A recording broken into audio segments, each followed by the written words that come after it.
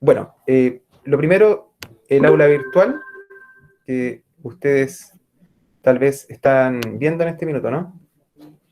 A ver. No, no lo están. No, todavía no. Ya, ahora sí. Ya. Bueno, el aula virtual, como ustedes... Ay, está lento el drive. Ya, ahí sí. Esto es lo que ustedes se encontraron hoy día con el aula virtual, ¿cierto? Esto es un texto que vamos a ver a continuación de Hernán Poduje, que es del libro Siete Cabezas. Yo voy a leer con ustedes 10 páginas de un ensayo que son más o menos 120, ¿ya? Donde este arquitecto nos da una mirada bien interesante respecto a lo que fue el estallido social y la destrucción de la ciudad. Entendido en el contexto de lo que estamos hablando hoy día, que es el patrimonio, en el PowerPoint que no está aquí, pero que luego estará. Además, para esto no lo vamos a hacer hoy. Perdón, ahí. ¿Me escuchan bien o no? Denme un minutito. Sí, Ya.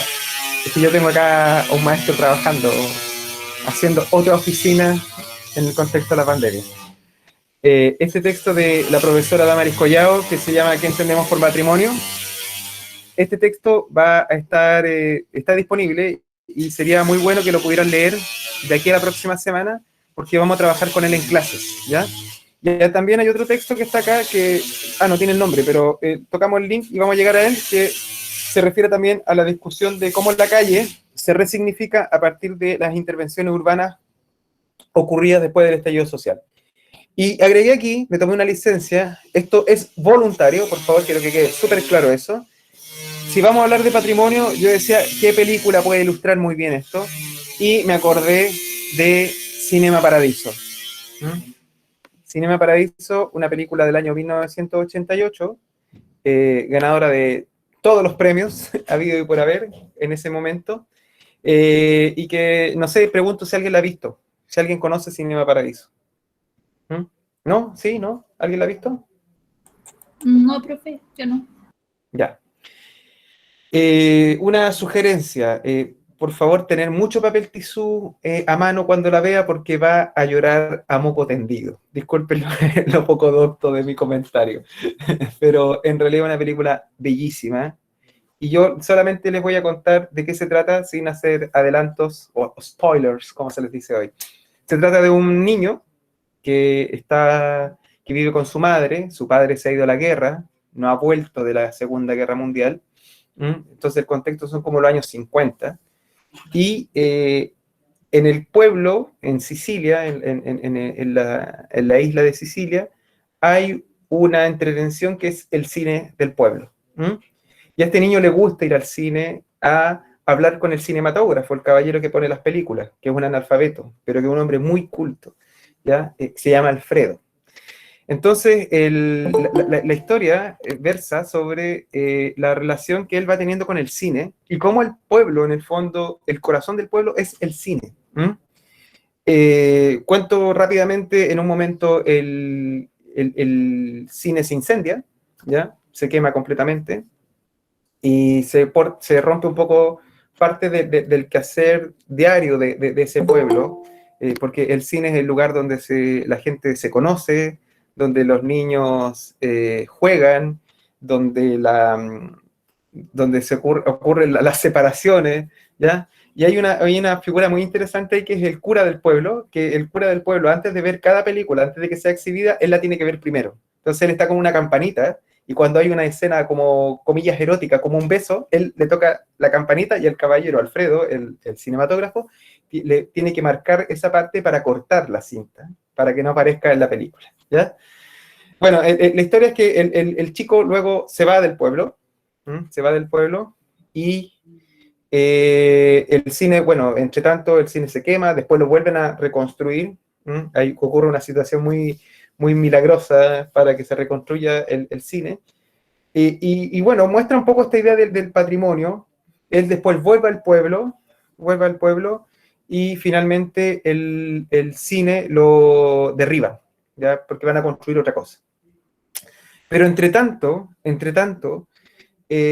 muestra la vida también de este niño que se va convirtiendo en adulto, ¿ah? Se va a Roma a trabajar y Alfredo, que es una de las cosas más lindas de la película, le dice que la nostalgia no te traicione, ándate, no llames, no vengas porque aquí no hay nada para ti.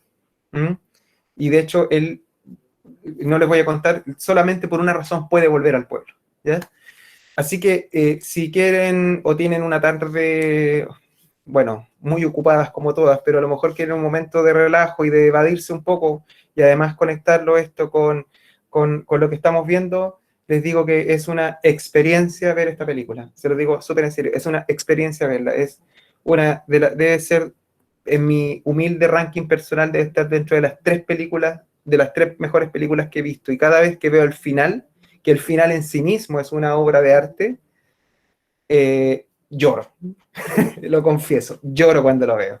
Así que les dejo esta invitación, ¿ya?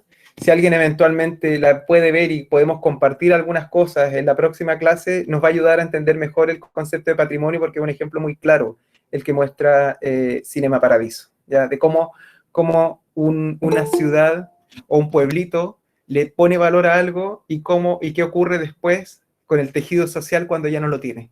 ¿Mm? Bueno, así que mi invitación está más que hecha. Si, bueno, solo depende de ustedes que la puedan ver. Una última cosa, decir que para el capital cultural de un profesor, ver buen cine siempre es bienvenido. Ya, volvamos entonces a nuestra exposición. Habíamos dicho que voy a hacer un raconto muy rapidito de lo que habíamos visto hasta el minuto. Ya, habíamos hablado del Coliseo Romano y habíamos señalado cómo este había cambiado su significación de acuerdo a los distintos momentos, ¿cierto? En un inicio, durante su construcción, como una imponente manifestación de la ingeniería y el talento de los romanos.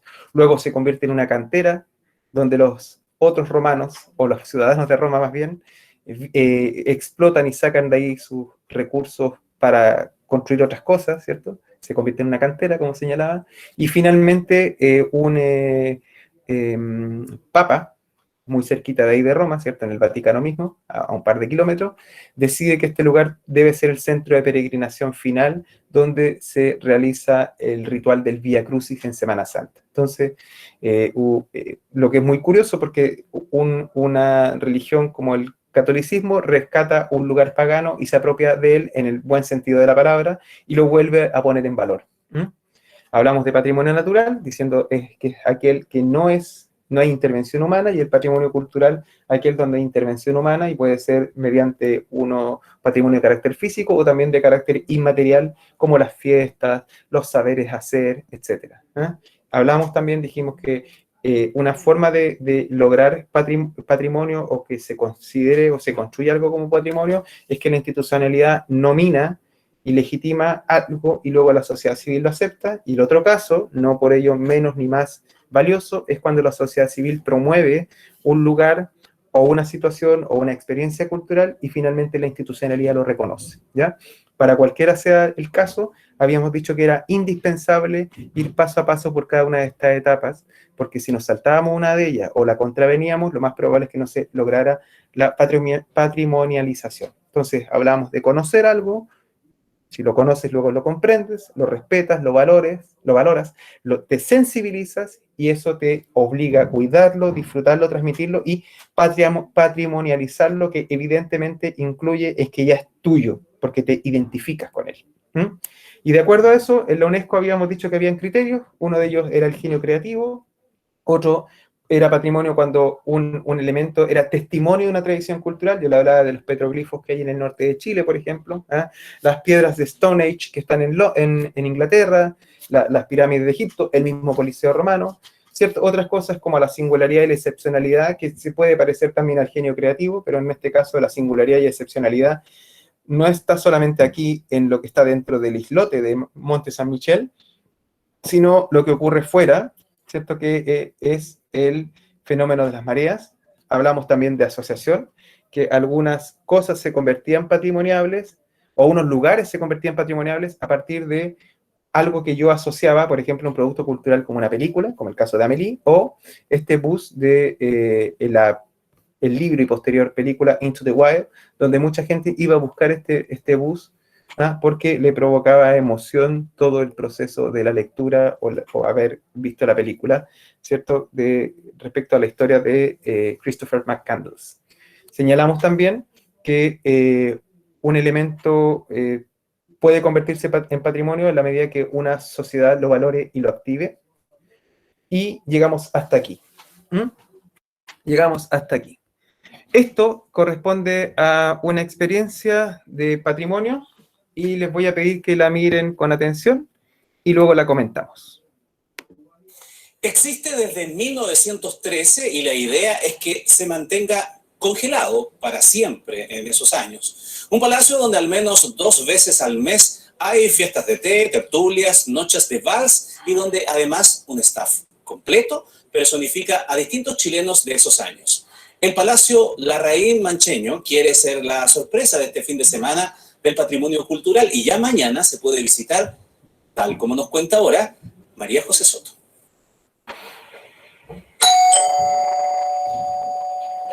Hola, buen día. Bienvenido. Bienvenidos. Hola. Los invito a ver los preparativos para el Día del Patrimonio del Palacio Larraín.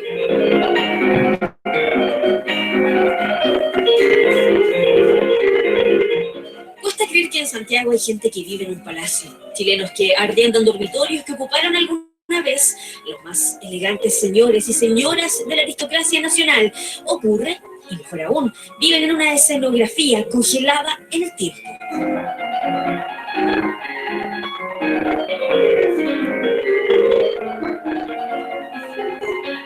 Yo llegué aquí a arrendar hace muchísimos años y la casa era muy distinta, ¿ya?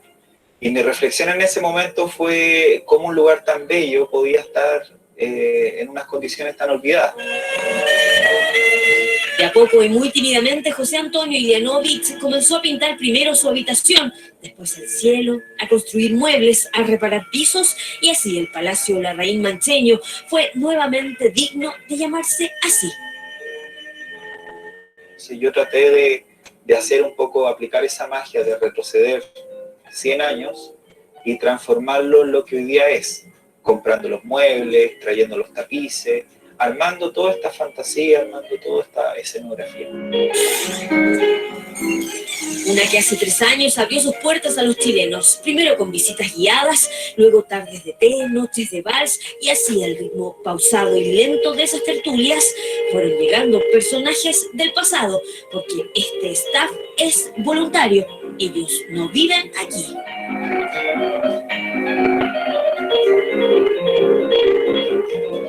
Aquí nos encontramos en la cocina del palacio. Aquí tenemos a Mercedes y a María, que estaban preparando unos ricos pasteles y galletitas. Mercedes y María son en la vida real estudiantes, una de diseño de vestuario, la otra de turismo, y llegaron aquí por redes sociales. Les hace que ya la semana después dieron este anuncio donde necesitaban voluntarios y dije yo todo el rato, tengo que estar ahí. Siente que realmente se detuvo el tiempo en esta casa. Es realmente entretenido. Y hoy cuesta creer que alguna vez, y hace muy poco, este lugar fue una bodega y tuvo cordeles de ropa colgando de una esquina a otra. Porque ahora se toma el té en vajilla de esos años, porque el edificio, conocido como el Titanic por sus 85 habitaciones y 14 baños, está lleno de vida, listo para abrir sus puertas mañana y el domingo. Creo que el poder sumergirse en la experiencia no es algo que se logra en todos los lugares que estarán abiertos para el patrimonio. Creo que en ese sentido esta experiencia en particular es bastante completa.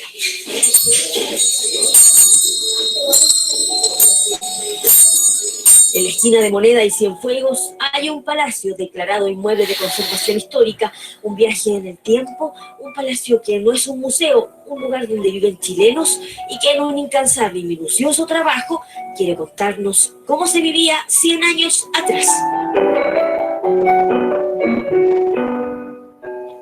Ya. ¿Qué cosas podemos decir de esto? Evidentemente es un lugar que la sociedad civil, ¿cierto? Ahí vemos una persona, comillas, común y corriente, que dice, esto no puede estar como está, hay que recuperarlo, lo pone en valor, ¿cierto?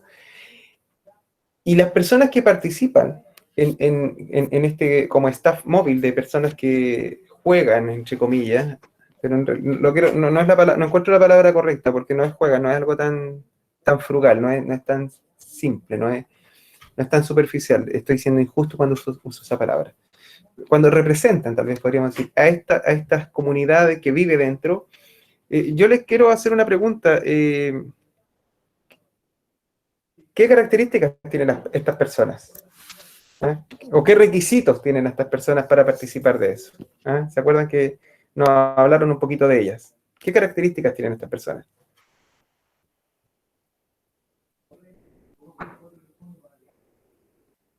Son voluntarios. Ya, ¿son voluntarios? ¿Mm? ¿Qué más? ¿Qué más creen ustedes? Porque a ellos les emociona, ¿cierto?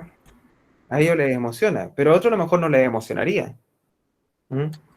Podría ser la motivación por volver como al pasado, ese pasado que es más bien bonito. ¿Ya? ¿Sí? A mí, yo al ver lo que nos mostró, yo recordé el Palacio Cousiño, por ejemplo, Uh-huh. que también es bastante hermoso. Yo cuando fui estaba encantada, así que lo recomiendo también. Pero la verdad es que yo feliz haría de voluntaria, si es que Uh-huh. tuviera tiempo. Uh-huh. Muy bien. ¿Se acuerdan? No sé si se notaron ustedes el detalle que una de ellas, ¿qué estudiaba? ¿O qué estudiaban ellas? Turismo, Una estudiaba turismo y la otra ¿qué estudiaba? diseño, Diseño, ¿ya? Aquí quiero ir con esto, que no, ellas tienen las herramientas culturales, si queremos decirlo así, para decodificar ese espacio y darle una interpretación positiva de ese espacio. Porque a lo mejor yo podría tener otra interpretación y decir, este lugar es un lugar donde vivía, es un lugar de 80 y tantas habitaciones, 80 o 88 dijeron ahí, y este lugar representa cómo vivía la élite santiaguina del siglo XIX, ¿ya? Y es la misma élite que explotaba a los chilenos. Yo puedo darme esa explicación también, ¿cierto? Y tal vez mi comportamiento, mi actitud sería una distinta, ¿ya? Hay una que es de apego, porque existen las instancias, como decía, culturales previas que me permiten poner en valor esto, ¿ya? Y otra distinta podría decir, ¿sabes qué? Esto en realidad es una manifestación del poder y hay que quemarlo. Podría ser el caso, ¿no? ¿Ah? O como ocurre con otras situaciones, por ejemplo, ¿se acuerdan lo que ocurrió durante unas manifestaciones que quemaron una iglesia aquí en Santiago? ¿Se acuerdan o no? Un día domingo, un sábado por ahí. sí, profe. ¿Mm? Y yo insisto, voy a volver a decirlo, yo soy agnóstico, y eso me pareció de una brutalidad tremenda. Es una brutalidad. ¿Ah? O sea, eso yo no veo ninguna diferencia entre quemar una iglesia y lo que hacían los nazis con el Kristallnacht o la Noche de los Cristales Rotos, cuando quemaron sinagogas y quemaron comercios de los judíos por simplemente ser judíos. Yo insisto, no veo ninguna diferencia. ¿Ah? Y me parece... ahora, una cosa es condenarlo. Otra cosa es tratar de entenderlo. Yo creo que nosotros tenemos una obligación con eso. Ya, no es comprenderlo, ¿eh? Ojo, no es comprenderlo, justificarlo, sino que tratar de entenderlo. Y a lo mejor en ese tratar de entenderlo vamos a lograr encontrar causas o a lo mejor vamos a decir, ¿sabes qué? Es brutalidad pura. Mi manifestación inicial es decir, es una brutalidad, pero no me puedo quedar ahí. Yo creo que como docente no nos podemos quedar ahí.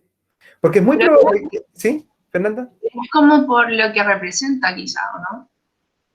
Sí, porque claro. no es como quemar una iglesia porque es una iglesia, sino porque el trasfondo detrás de la religión y todo lo que se oculta ahí, creo yo.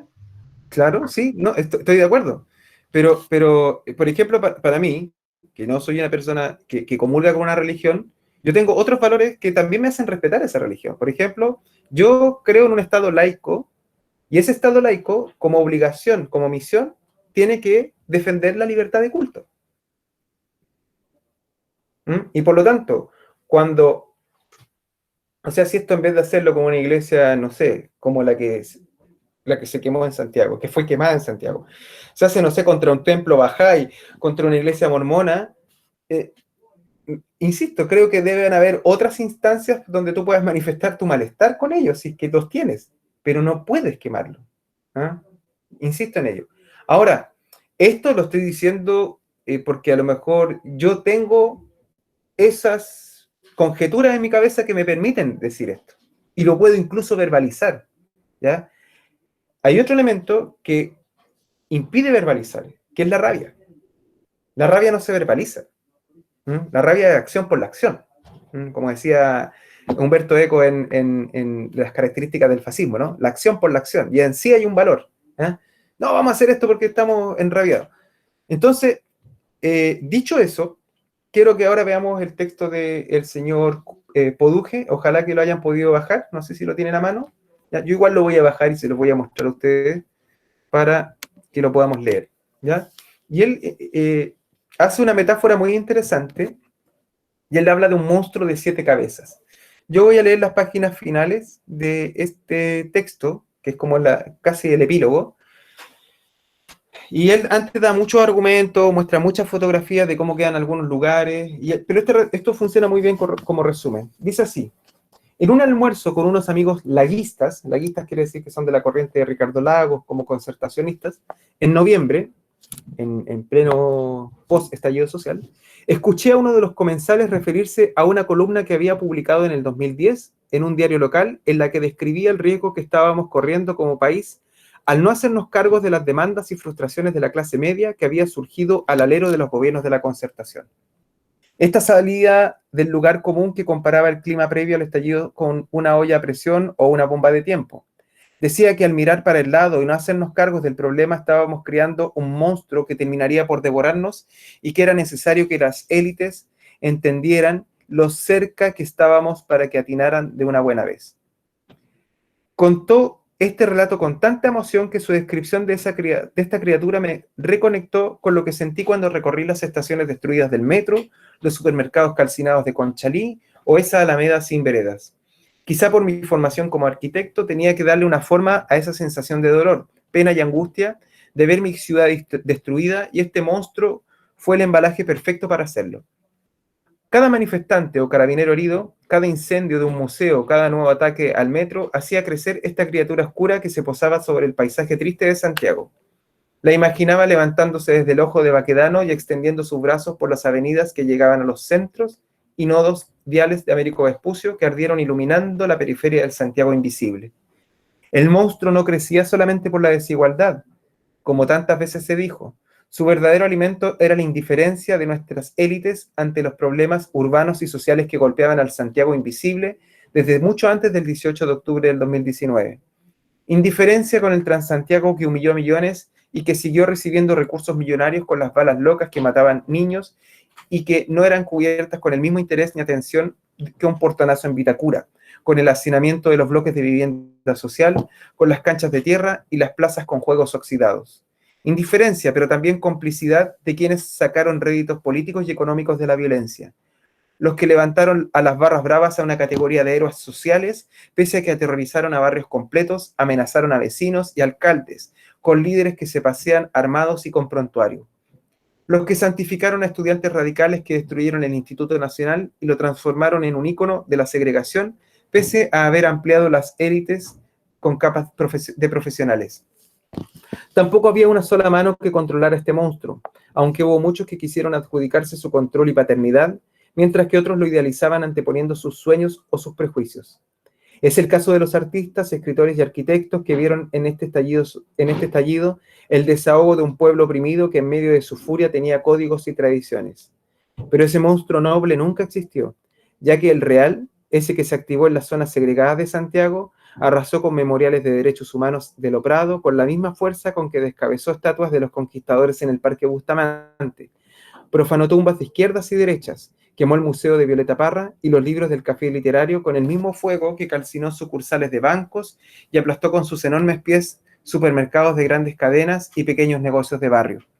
El monstruo no tenía padre ni una sola cabeza, Había varias que se separaban de su cuerpo para pegarle a las ciudades de territorios distintos, que se cruzaban y se potenciaban para hacerlo crecer por arriba de los edificios.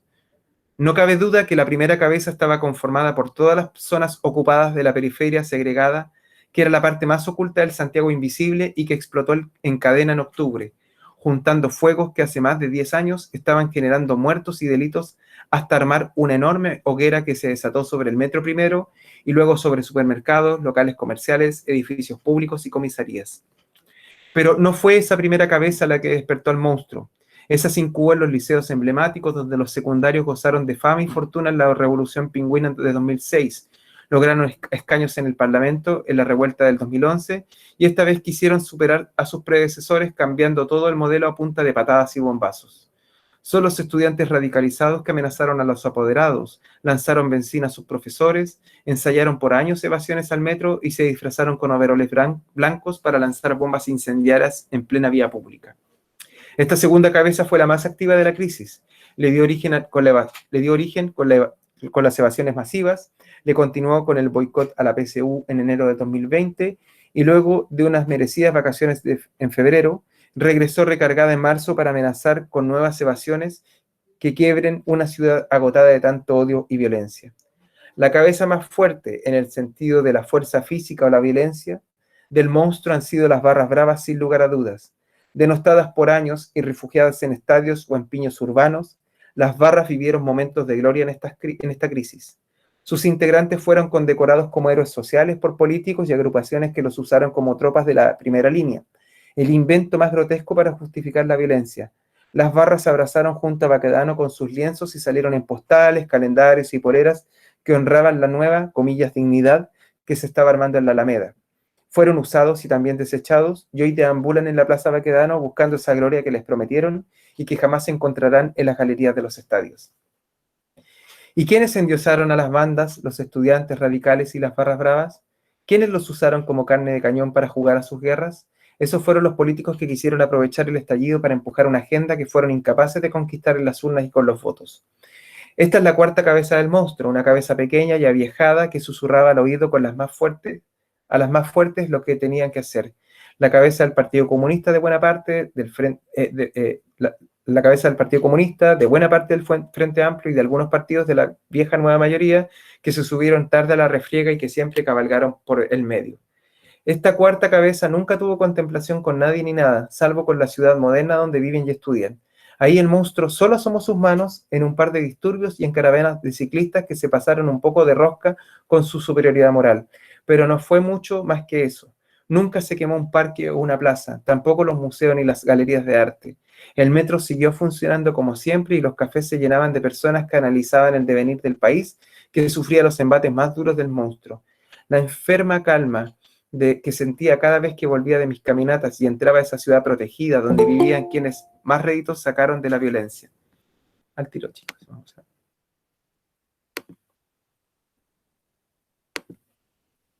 Esta es otra paradoja que deja este estallido, que golpeó más fuerte a los más postergados, a quienes se suponía esto iba a ayudar. Hasta ahora perdieron los mismos de siempre, los que sufrieron con la humillación del Transantiago, ahora debieron caminar por horas con su metro destruido. Los miles que veían en los liceos una esperanza para salir del Santiago invisible, se vieron frustrados por la furia que los quemó y ya no tendrían más esa opción. El transporte público que tomó años consolidar con el mejor metro de Latinoamérica ha sufrido un retroceso brutal que probablemente incidirá en una mayor tasa de motorización, ya que la gente que pueda optará por el transporte particular, que le hará sentir más segura que en un vagón que puede quemarse o paralizarse por una manifestación. La quinta y más masiva cabeza fueron las clases medias que vieron una luz de esperanza con el estallido y que aún sueñan con que el proceso terminará con una mejor calidad de vida, con mejores pensiones y con un trato más digno. Que los poderosos que los estafaron pagarán con cárcel y no con clases de ética en una universidad de la cota 1000. Algo de ello se ha logrado con la agenda social. Y hay muchas expectativas puestas en el proceso constituyente, lo que no deja de ser arriesgado considerando que muchas demandas requieren soluciones que responden a programas y proyectos concretos. Las periferias segregadas que por años debieron moverse a otras comunas para comprar electrodomésticos o ropa a más bajo precio en los supermercados, posiblemente pierdan algunos de estos locales, además de los empleos que estos generaban, y que los estratos sociales altos de la cultura caviar siempre han detestado al optar por sus bicicletas y almacenes de tipo Barrio Italia. Este grupo, junto a parte del mundo de la cultura y las artes, es la sexta cabeza del monstruo, la cabeza vanidosa que siempre se mantuvo en la segunda línea, creando un trasfondo cultural a todo lo que estaba pasando, incluyendo la violencia demencial que dejó sin metro a la ciudad. Son los que comparaban las heridas de los manifestantes con los daños en edificios e infraestructura para minimizarlo todo y justificar cualquier barbaridad. Son los artistas del silencio que quisieron congraciarse con las cabezas fuertes, escribiéndole poemas o rutinas cómicas en el Festival de Viña. Me acuerdo del Kramer, ¿no? Pero al igual que los políticos, esta cabeza cultural nunca estuvo en riesgo, jamás bajó a la trinchera con los primera línea o los barra brava. Tampoco se molestó en recorrer el Santiago invisible que había retrocedido, ya que les resultaba mucho más cómodo jugar a ser revolucionarios desde la precordillera o un barrio de clase media de la Ñuñoa del Santiago moderno, igual como contemplaron cómo el Instituto Nacional se quemaba mientras sus familias podían estudiar sin riesgo en colegios particulares que seleccionaban. La séptima y última cabeza es la que todavía no conocemos, la que operó en la oscuridad y que digitó algunas operaciones que iniciaron la detonación en cadena que agrupó los fuegos que estaban prendidos en las zonas segregadas de Santiago. Es la cabeza silente que coordinó a los grupos que entraron a las primeras estaciones de metro, que incendiaron supermercados ya saqueados o que quemaron oficinas de empresas de distribución eléctrica. No la conocemos, pero una cosa es clara. Nunca tuvo la envergadura que imaginaron quienes vieron en el estallido una gran conspiración de la izquierda internacional para destruir a Chile. O sea, si esa era una teoría, como fue también la de los extraterrestres, en realidad no se parece en nada porque fue una cuestión mucho más grande. Temo que esa cabeza aún desconocida será la excusa que podrán usar las otras si es que el estallido se sale de madre o se reabre la fractura de octubre. Todos esperamos que ello no ocurra y que la clase política recobre la cordura para fijar un camino de salida en el proceso constituyente y que esto se traduzca en beneficios concretos para millones de personas que estuvieron dispuestas a pasarlo mal, a perder de nuevo, apostando a que al final verán beneficios concretos. Hay poco tiempo para cumplirles y sin perjuicio del destino que tenga esta historia, deberemos tener claro que este monstruo de 7 cabezas es una creación nuestra. Creció y se alimentó de la desigualdad, pero por sobre todo de la indiferencia de las élites hacia un Santiago fracturado entre dos ciudades. Así es que dependerá solo de nosotros si logramos domar este monstruo o le soltamos rienda para que crezca sin control y se eleve por sobre el cerro San Cristóbal para descargar toda su furia nuevamente. Eso es. No sé si habían leído algo de Iván Poduje, o conocían esta opinión. ¿Qué les pareció?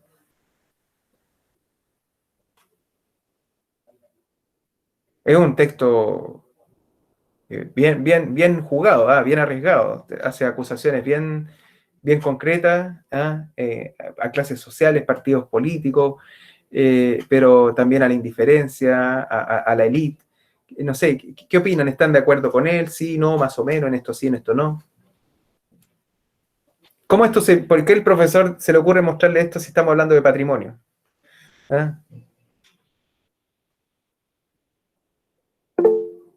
Adelante, Fernanda, cuéntenos. Profe, como que me genera, no sé, hay cosas que usted iba leyendo que decía así como, oh, sí, tiene razón, y hay otras que como que me generaban una contradicción con lo que decía anteriormente. Pero como que mientras lo escuchaba era como puras contradicciones pensando en lo que yo creo y lo que estaba leyendo usted. Yo creo que a mí una de las cosas que me gustó de este texto, como ensayo, es que lo que tú crees que son certezas tuyas, no son tan ciertas. Yo creo que eso es una de las cosas que a lo mejor a todos supusimos tener un diagnóstico de lo que pasó en octubre, y en realidad es de una arrogancia tremenda decir, esto es lo que pasó, porque es mucho más grande, es mucho más grave. Claro, y como él lo que se lamenta continuamente Poduje es que, por ejemplo, el metro decía que era lo que había permitido una suerte como de vínculo o de dignificación de las personas, ¿cierto? O que los barrios, finalmente los que sufrieron más fueron los barrios más deteriorados, ¿ya? Y eso es bien curioso. porque, como él dice, no ocurrió mientras en un lugar estaban tomando café y analizando la situación, y a lo más habían unos ciclistas furiosos. En otros lados, que a lo mejor había gente tanto o más enojada, se empezaron a quemar los mismos servicios que ellos utilizaban. ¿Mm? Daniela, por favor. Sí, yo no solo quería decir que de hecho en un momento me imaginé como la división que hacía en Santiago de Providencia para arriba y como justamente la división de la Plaza Italia, que ahí Claro. también se nota la diferencia. En Providencia no pasaba mucho y si pasaba salían al tiro los carabineros, no sé si los militares llegaron a Claro. entrar, pero no se manifestaba mucho, no había mucha manifestación con disturbio, digamos. Claro. Eso era de la Plaza Italia para abajo. De hecho, el alcalde de Santiago se quejaba, que decía que los carabineros corrían a los manifestantes de Plaza Italia y se los llevaban desde, como comillas, Providencia para Santiago, Sí, y no lo hacían al revés, que se los movieran y se los llevaran a Providencia. de hecho, hubo gente que manifestó.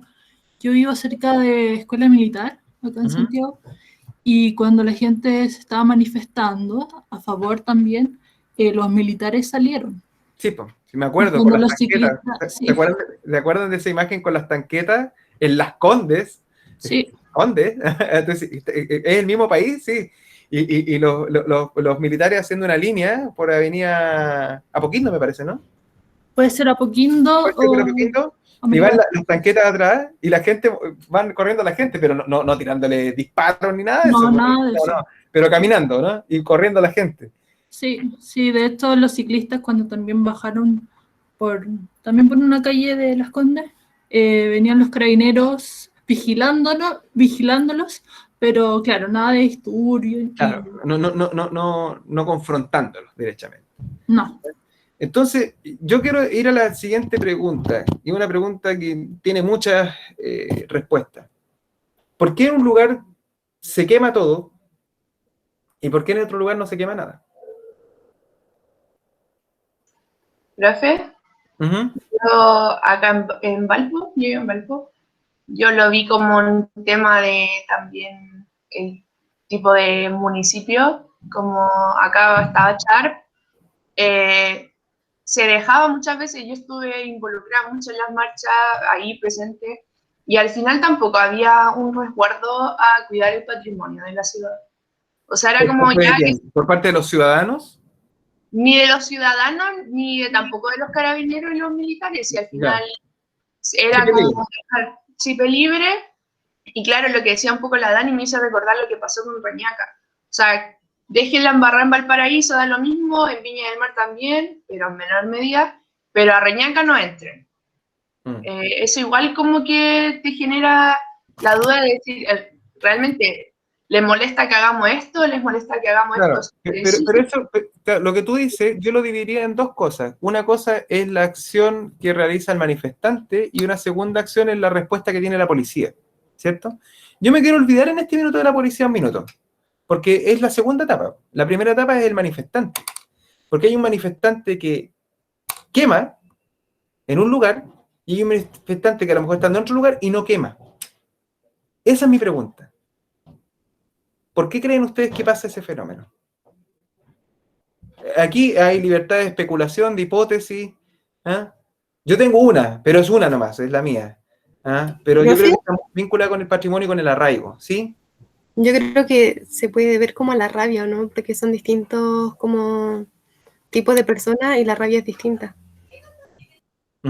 Exactamente. Miren, yo lo que les decía hace un rato atrás, el museo, ese palacio que nosotros vimos hace un ratito atrás en el video, nos gustó a nosotros. Y dije, ¡uy, qué bacana! Pero hay que tener, a nosotros se nos pasa de largo, pero hay que tener, ojo, no estoy diciendo que seamos mejores ni peores, por favor no, pero hay que tener las herramientas culturales para poder interpretarlo así o interpretarlo de otra manera. Entonces, por ejemplo, quemaron el café literario, ¿ya? El café literario, que quienes no lo conozcan, está en el Parque Forestal, si no me falla la memoria, ahí por la estación Metro Salvador, entre Salvador, por ahí más o menos. línea 1. Parque Bustamante. Parque Bustamante, tiene razón, ya. Y tú vas al café literario, es un lugar que está en medio del parque, de vidrio, ¿cierto? Y te puedes tomar un café y puedes leer un libro, ¿ya? Por eso el nombre.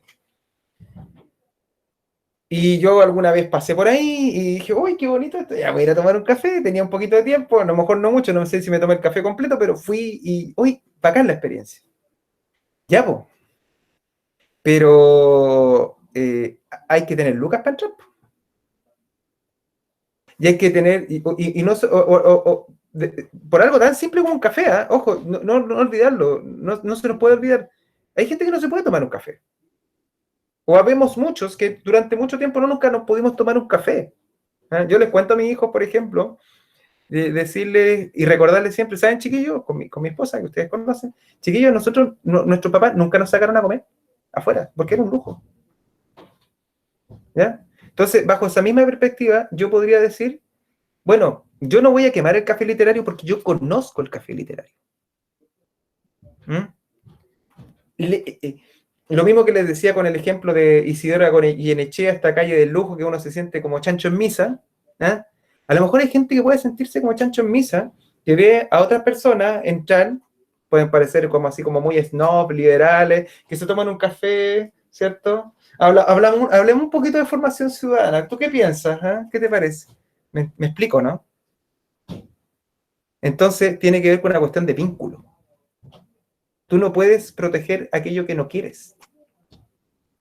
O también puede ser, profe, por el sentido de pertenencia, porque esas personas no escogen estar ahí o vivir en una toma, por ejemplo, porque les toca vivir ahí. Exactamente. Y Vitacura, Providencia, escogen en dónde vivir. Exactamente, tiene toda la razón. Es el sentido de pertenencia. Eso es. Por eso explica, como yo les decía hace un rato atrás, si yo estoy en una manifestación, no voy a quemar mi auto.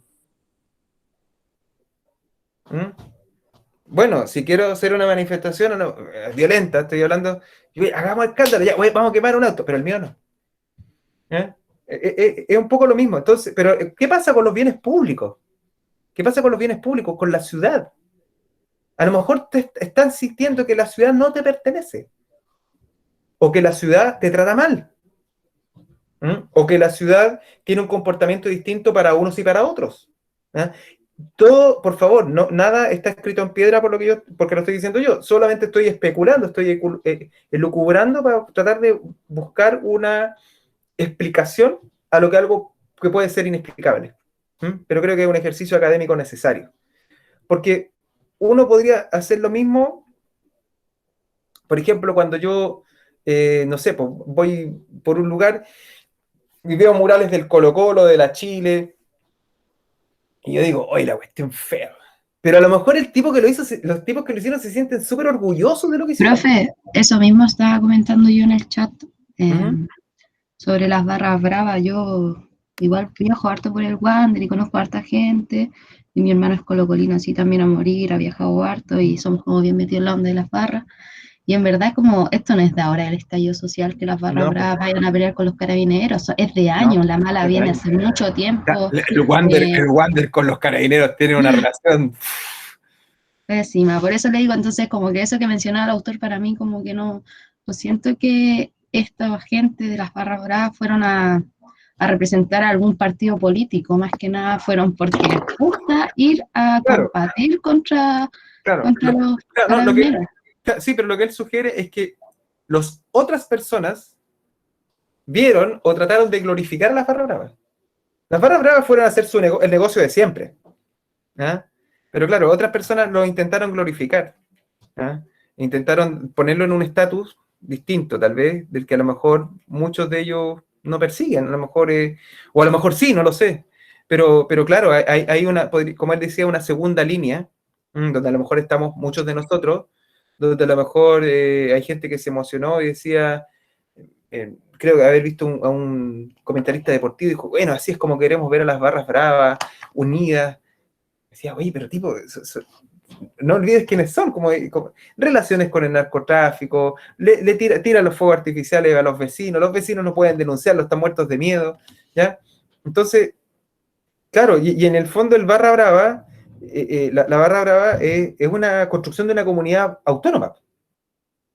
Finalmente, la búsqueda de una identidad. Y que se sienten también parte de todos Claro, los mismos, pues si al claro. final, por ejemplo, yo no estoy a favor de que quemen cosas, pero aún así cuando yo he viajado en micro sucede y pasa, y se bajan y roban, y porque está como en ellos, es como parte de ser hincha de un equipo, es como, yo no estoy diciendo que esté bien, pero No, es no, difícil de yo hacerlo lo entiendo. cambiar, Que tiene que ver porque tengo varios amigos de mi edad que uno los conversa igual, uno les dice, oye, ¿qué onda, bueno, cómo así eso? Pero al final como que está en su ser así, no sé cómo Tengo una explicarlo. pregunta. ¿Quién hace eso? ¿Hombres o mujeres? Mayoritariamente. Hombre. Las ¿Sabe por mujeres qué? son las pocas, por lo menos en el Wander, porque ¿Sabe por qué pasa eso? desde el Colo ahí es más mixto. Las barras bravas juegan mucho con la masculinidad. Sí. Y la masculinidad, bajo esta interpretación, se entiende como una manifestación de fuerza. Yo, si voy a un barra brava, yo sería, no sé, disculpe la expresión, un marica, un delicado, porque no cumplo con el perfil. Ya, pues, ¿y qué vaya a romper tú, pues? Sería un barra linda, profe. Un barra linda, ¿ves? ¿Me entiendes? Y ve, existe un rótulo para eso. ¿Ah? Y no gritáis muy fuerte, no te enfrentéis con los pacos, estoy usando más o menos la terminología, sin caricaturizar, ¿ya?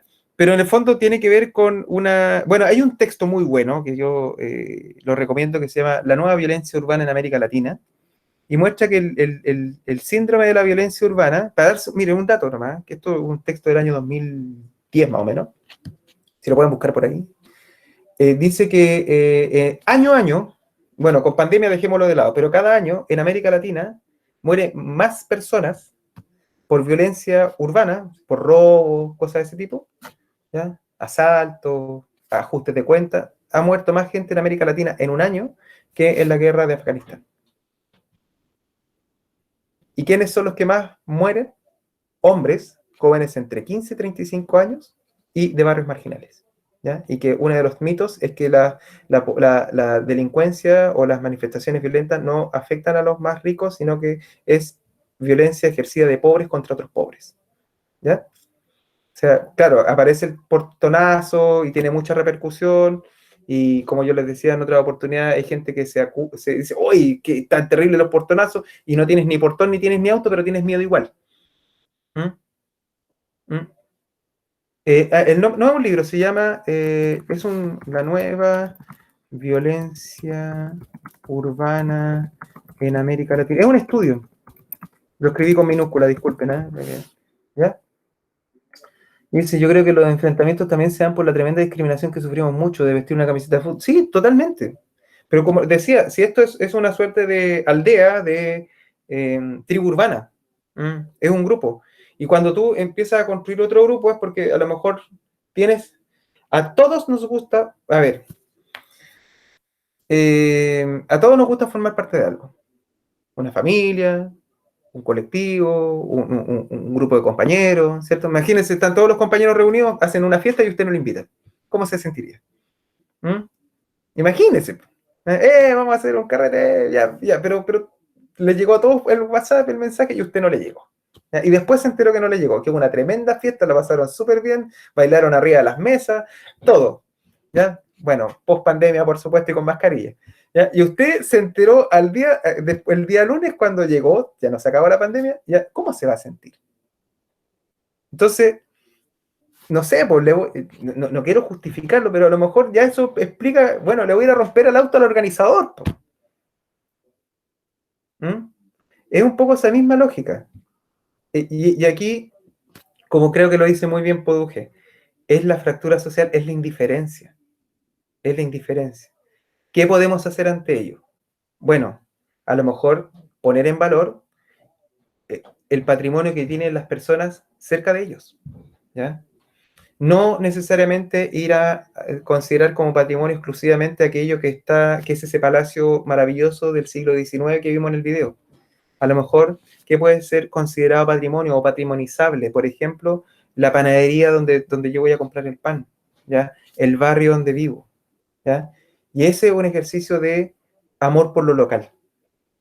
Se puede hacer. Se puede hacer. Es un trabajo fino, pero se puede hacer. Y ahora voy a mostrarles un ejemplo de cómo eso más o menos podría funcionar. Bueno, el texto de Poduje, a mí me pareció un remesón. Es valiente el texto. Se hizo de muchos amigos y de muchos enemigos cuando lo presentó. Miren, les voy a mostrar esto a continuación.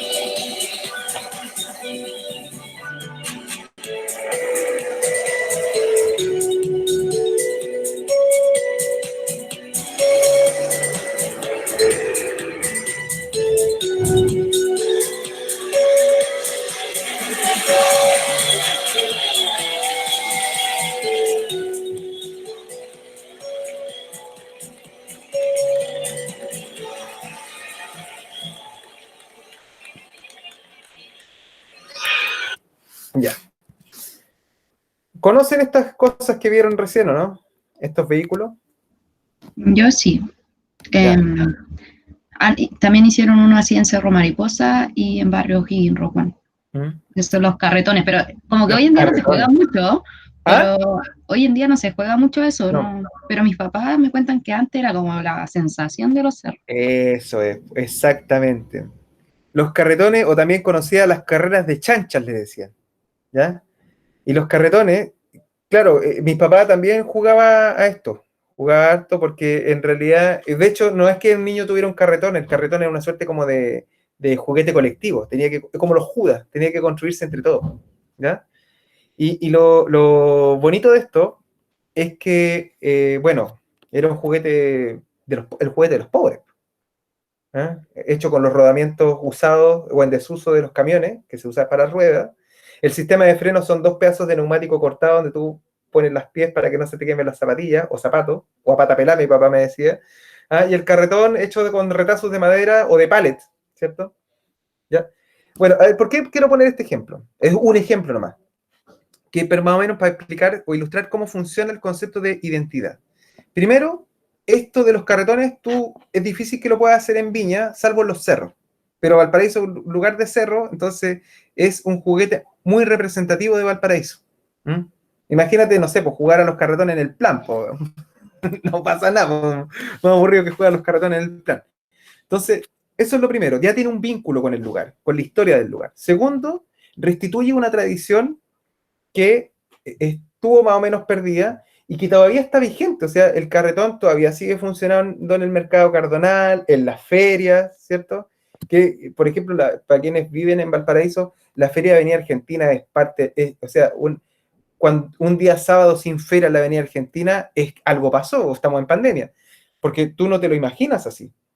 ¿Mm? Y además de eso, el hecho de que el espacio donde ocurre es también, tú fijas un recuerdo con él.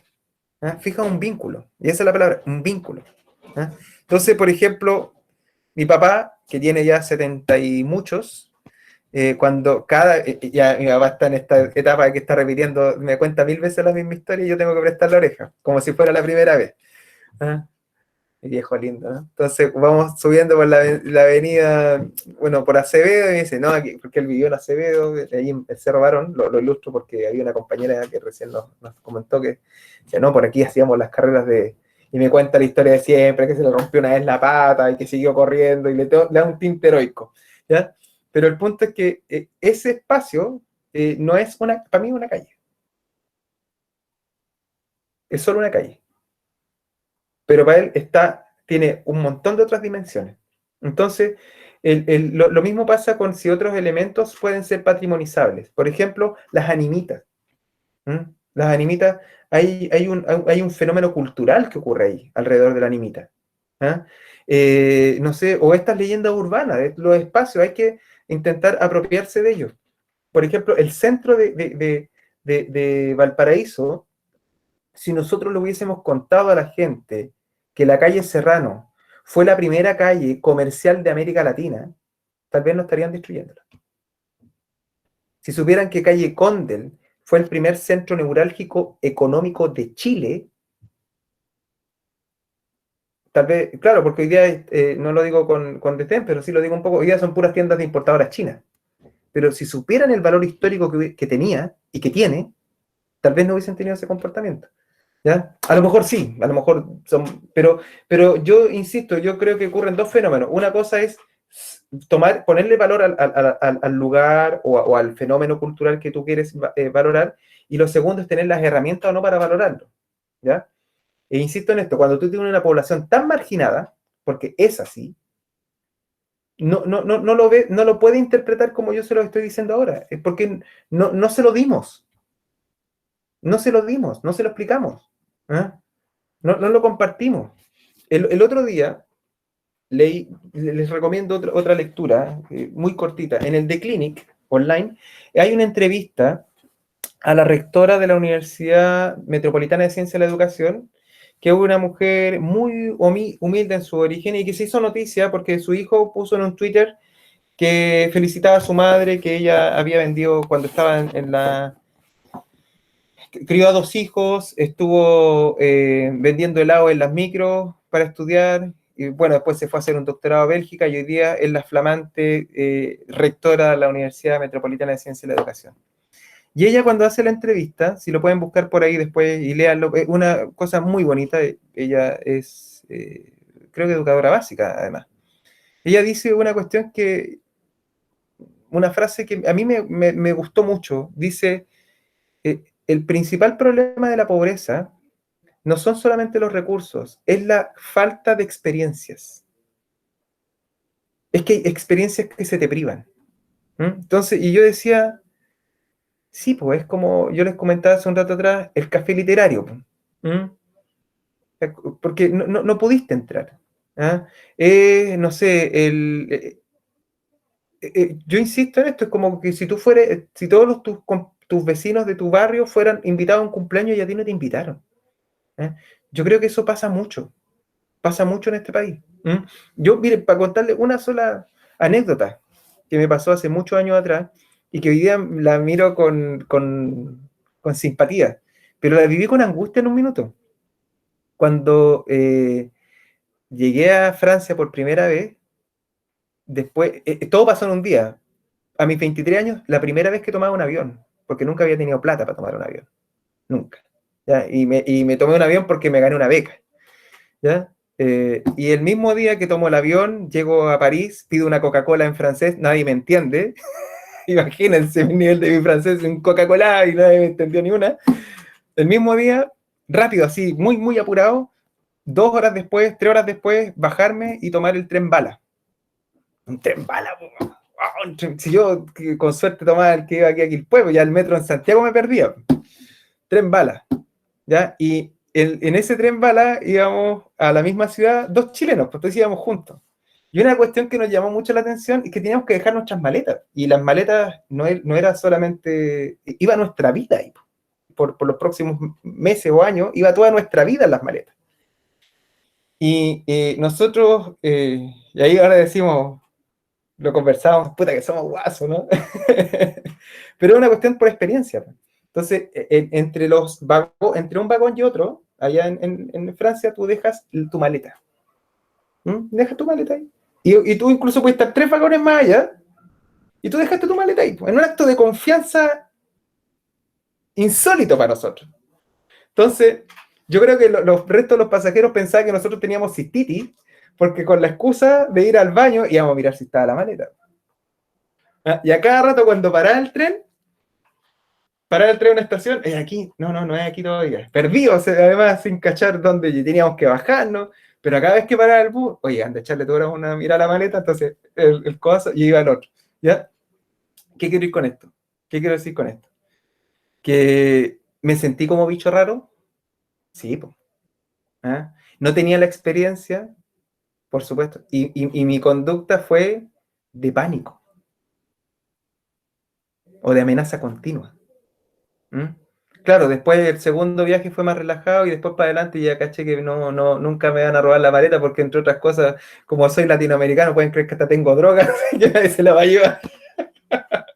¿Ah? Pero en ese minuto me comporté de otra manera. ¿Ya? No sé si me explico. ¿Y es por qué? Porque como decía esta profesora, la pobreza, más que tener, no solamente implica no tener acceso a recursos, es no tener acceso a experiencias. Ese es el punto. Entonces, cuando tú tienes la experiencia, ya lo comprendes. Y mientras más experiencia tienes, más lo comprendes, más lo comprendes. Y yo creo que a todos nos ha pasado en algún minuto. No sé, ir a una cena pituca. ¿Ah? Profe, ¿Sí? eso le iba a decir que hasta lo más simple de ir a un restaurante, uno igual se puede perder porque al final, no sé, pues si hay un restaurante que tiene 5 servicios y como 5 tenedores, 5 cuchillos, y en realidad tú nunca has ido a un restaurante así, entonces igual son experiencias que uno no vive, no sabe. La primera vez es súper estresante, porque te están poniendo a prueba. A lo mejor no te está poniendo a prueba a nadie, pero tú sientes que te están poniendo a prueba. Entonces, voy a volver a lo mismo, al principio de apropiarse de la experiencia. Y yo creo que el patrimonio tiene esa ventaja, que es apropiarte de algo. Entonces, bueno, voy a volver a presentar, entenderte que esto del patrimonio nos permite recomponer este maltratado tejido social que tenemos en Chile. Esa es la idea, ¿ya? Por eso estamos hablando de esto, que puede ser una tremenda oportunidad para reconstruir nuestro tejido social. Bueno, como dice acá, cuando dañas al patrimonio, lo dañas a todos, pero primero hay que identificar qué es patrimonio, ¿cierto? Porque para algunos a lo mejor no lo es. Bueno, aquí tensiones entre presente y pasado. Esta imagen que está acá corresponde a una intervención que se hizo en Santiago en el Museo Gabriela Mistral, o el GAM, respecto a las contingencias del estallido social. Dice: no los perdones, saben perfecto lo que hacen. Y aquí hay una tensión entre el presente y el pasado. ¿Por qué razón? Porque el lugar antes de estar intervenido tenía un valor y después de ser intervenido tiene otro valor. Experiencia más cercana que me ocurrió a mí, andaba en el centro de Viña, post estallido social, y recuerdo haber estado frente a Falabella, y Falabella estaba tapiado por unas planchas de metal, de acero, que intentaban salvaguardar lo que había allá adentro. Pero además ese lugar, ese espacio se convirtió en una suerte como de museo a cielo abierto, donde las personas empezaron a intervenir con consignas, con estas intervenciones, algunas más bonitas que otras según el gusto de cada cual, pero ya la gente se detenía, se tomaba fotos, o le tomaba fotos al lugar, o empezaba a mirar y se tomaba el tiempo, y claro, se convirtió de una u otra manera en un espacio de arte también, ¿ya? Entonces, aquí hay una imagen del general Baquedano, ¿cierto? Dice: el monumento ubicado en plena Plaza de la Dignidad genera preocupación en el mundo militar. Bueno, ahí dice Plaza de la Dignidad, a lo mejor algunos le llamarán Plaza Baquedano, otros Plaza Italia, debido a que el general Manuel Baquedano es uno de los seres más importantes de su historia. Por eso quieren encargarse de resguardar la estatua, ¿ya? Entonces, los militares dicen: saquemos a Baquedano. Y otros dicen: no. ¿Qué creen ustedes? ¿Ustedes están de acuerdo con los militares? ¿Creen que tienen razón al decir nosotros preferimos mejor a Baquedano bajo nuestra tutela? ¿O no? ¿Qué creen ustedes?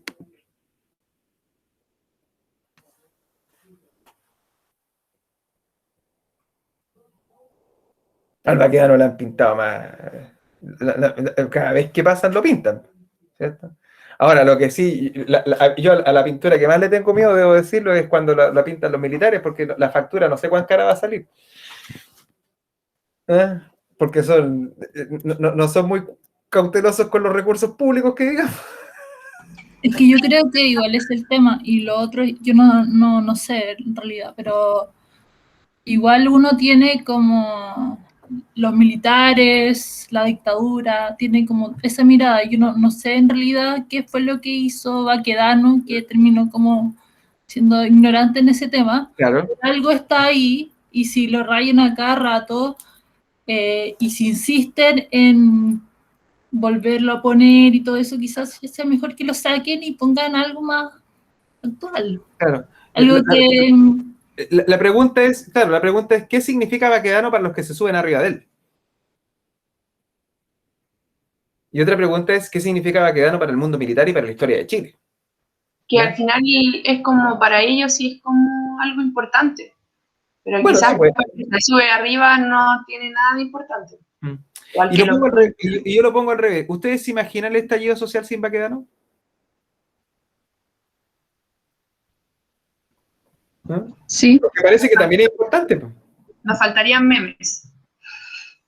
Pero, por ejemplo, esa imagen icónica.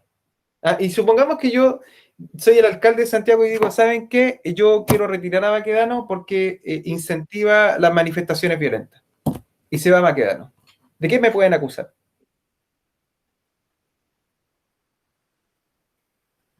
Se me puede acusar de querer borrar la historia. También, sí. Porque puede ser un ejercicio de amnesia obligatoria. No queremos más estallido social, por lo tanto vamos a sacar a Baquedano. ¿Ya? Entonces lo que quiero decir con esto es que la interpretación es muy variada. Es muy variada. Yo creo que los militares, el mundo militar tiene razones suficientes para salvaguardar la estatua de Baquedano, ¿cierto? Pero también hay razones suficientes para decir que a Baquedano hay que dejarlo ahí. Porque, claro, Baquedano es una figura polivalente. Por una parte participa en la guerra del Pacífico, pero también tiene otra parte de la historia que participa en los procesos de pacificación de la Araucanía. ¿Ya? Ahora, yo creo que el que se sube a Baquedano, y no todos, pero muchos que se suben a Baquedano no tienen ni idea ni de lo uno ni de lo otro. Es militar, listo, hay que sacar. ¿Ya? Entonces, tal vez haya que hacer un poco de pedagogía primero. Pues. A lo mejor, si antes de andar sacando a Baquedano, a lo mejor explicar quién es Baquedano y hacer incluso una muestra en el lugar y que abra una discusión. Pues. Y que abra una discusión, que abra un debate. Yo creo que el tema de Baquedano fue más por, o sea, el tema de pintarlo y volver, fue más que nada porque se notó que molestaba que lo hicieran, y como lo volvían a arreglar, entonces ya, como para ahí meterle el dedo a la herida, volvían a hacerlo y volvían a hacerlo, pero no creo que... Claro. Ahora también hay que entender que la figura de Baquedano se convirtió en una figura de poder. Quien controla a Baquedano es el que manda. Si no, hay que preguntarle al presidente de la República, que en un acto se sacó la foto. Torpe, se sacó una foto, y ojo, no se sacó una foto así. Se sacó una foto como se la sacan los cazadores cuando van a matar un elefante en el safari, con la pata arriba, medio acuclillado, así, disculpen, así como con la pierna así, sobre el monumento, diciendo, esto es mío. Lo que puede entenderse también como una provocación. Entonces, el pobre Baquedano, que a esta altura ya no sabe qué pensar, todos le sacan su trocito. Entonces, yo creo que es una escultura muy bonita, en lo personal. No sé si será la más bonita de todas, pero representa cosas que incluso van más allá o están antes del estallido social. Los triunfos deportivos de Chile, o los triunfos políticos se han celebrado en ese lugar. ¿Ya? Y está el rito de subirse sobre las ancas del caballo de Baquedano. ¿Ya? ¿Forma parte del patrimonio y de la identidad de Santiago? Indudablemente. Para bien o para mal, indudablemente. Pero también es cierto que en ese ir y venir ha sido maltratado sistemáticamente. Pobre Baquedano. Pobre Baquedano. Bueno, para ir terminando, porque se nos pasó el tiempo otra vez, disculpen, tienen que ponerme un cordel en la boca. Voy a terminar rapidito, voy a mostrar lo siguiente. Es decir, solamente, para ir terminando, que...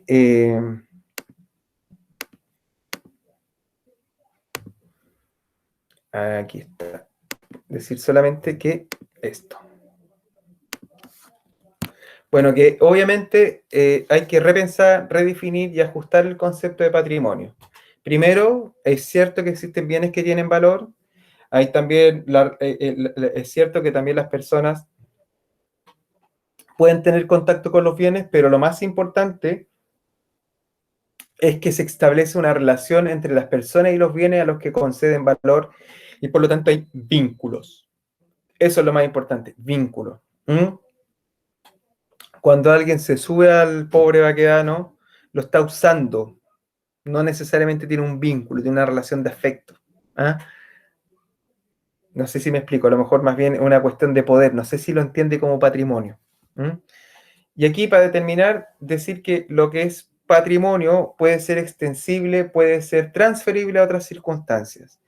Repensar, redefinir y ajustar, y esto es lo que nos interesa, la educación patrimonial. Por ejemplo, lo que están viendo ustedes aquí a la izquierda es la imagen, una fotografía de esta pintura real de Pablo Picasso, que se llama Guernica, que está en el Museo del Prado en España. Eso es un gran formato, es un cuadro o una suerte como de mural, ¿ya? Y Guernica siempre está vigente Guernica, porque, bueno, les cuento un poco la historia. ¿Por qué se llama así? Guernica es el nombre de un pueblo vasco que tiene una triste récord o historia. Fue la primera vez que aviones militares bombardean población civil en la historia de la humanidad. ¿Ya? Son aviones, están en medio del conflicto de la Guerra Civil Española. Franco ya tiene el control del país y le pide ayuda a su amigo Adolf Hitler para que vaya a bombardear a estos rojos republicanos que están refugiados en Guernica. Cuento corto, él bombardea este lugar, bueno, y es un pueblito, y por eso están los caballos, hay un toro, y hay muchos fragmentos, ¿no? Hay cuerpos destrozados, ¿cierto? Además, porque la técnica o la escuela a la que pertenece Pablo Picasso es el cubismo, que utiliza mucho las líneas rectas y además como una forma de mostrar esta realidad fragmentada que él vive, ¿no? Entonces, esto que está acá se ha trasladado a la escuela, ¿cierto? Los niños a lo mejor lo están explicando, y aquí hay una suerte como de cover, como se diría en el mundo musical, de tomar parte de Guernica y reinterpretarlo de otra manera, ¿ya? Yo me imagino, por ejemplo, que un Guernica podría hacerse en Quintero, en las zonas de sacrificio, ¿cierto? A lo mejor en vez de una bomba puede aparecer una chimenea, ¿cierto? O no sé, o los femicidios, por ejemplo, pueden estar representados una forma de Guernica, ¿ya? Y por lo tanto, este patrimonio de la humanidad como tal, que es esta obra, puedes tú tomarlo y establecer vínculo identitario para hacernos conscientes de una situación que está ahí dando vuelta. Y otro ejemplo más cercano, ¿qué es patrimonio o no? Primero hay que entenderlo. Aquí, esta imagen de la derecha, este que dice Sipo, esa estrella, ¿a quién pertenece? ¿A qué grupo pertenece? ¿La conocen o no esa estrella? ¿Esa que está sobre la I? ¿O no la conocen? Pertenece a un pueblo.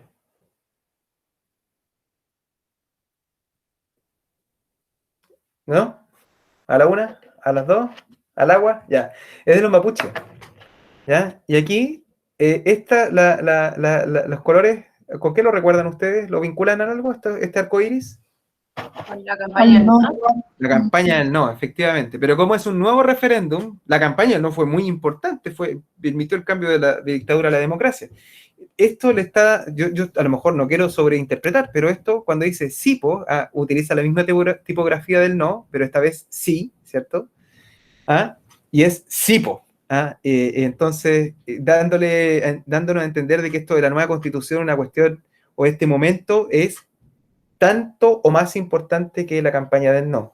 Y aquí aparecen otras cosas que se resignifican. Por ejemplo, aquí aparece la manzana con nueva constitución, dice por un Edén sin abuso, sin violencia y sin represión. Y yo ayer hacía el ejercicio con el otro paralelo, y yo le decía, si mi papá, yo le preguntara, le dijera, papá, ¿qué opinas de esta niña? Mi papá me diría, es bonita. Y hasta ahí se quedaría mi papá. Y si yo le pido a ustedes que interpreten a esta niña, ¿cómo la piensan ustedes? ¿Cómo creen que es ella? ¿Qué opinión tienen de ella por cómo la ven? ¿Cómo la decodifican? ¿Como empoderada? Empoderada. La misma palabra que apareció ayer, exactamente, ¿cierto? Entonces, ¿a qué voy? ustedes, a lo mejor, mi papá, lo digo por una cuestión de diferencia generacional y de género, él los ve con más distancia. No lo puede llegar a comprender como lo comprenden ustedes. Por lo tanto, es muy probable que ustedes se apropien más de esto, ¿cierto? Que mi papá, que lo vea como un afiche más de los tantos que hay.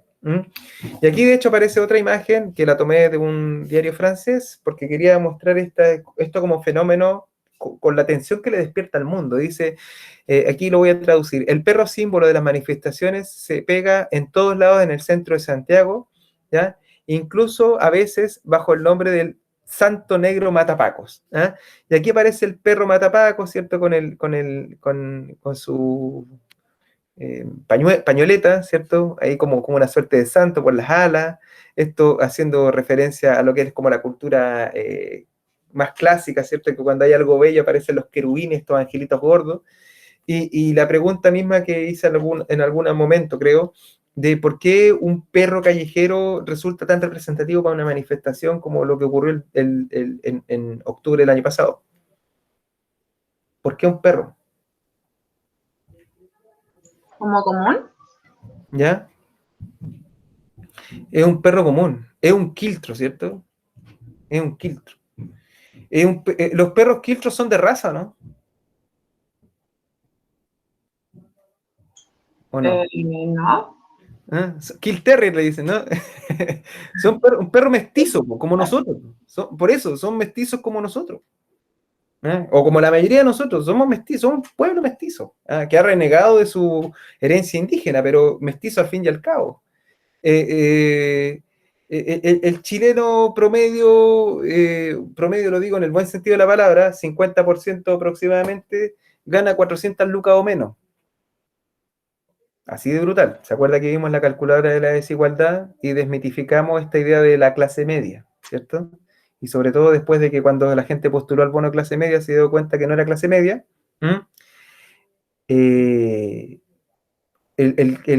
¿Cómo vive un perro callejero, un quiltro? ¿De qué vive? ¿Qué come? Sobras. Sobra, lo que puede, ¿cierto?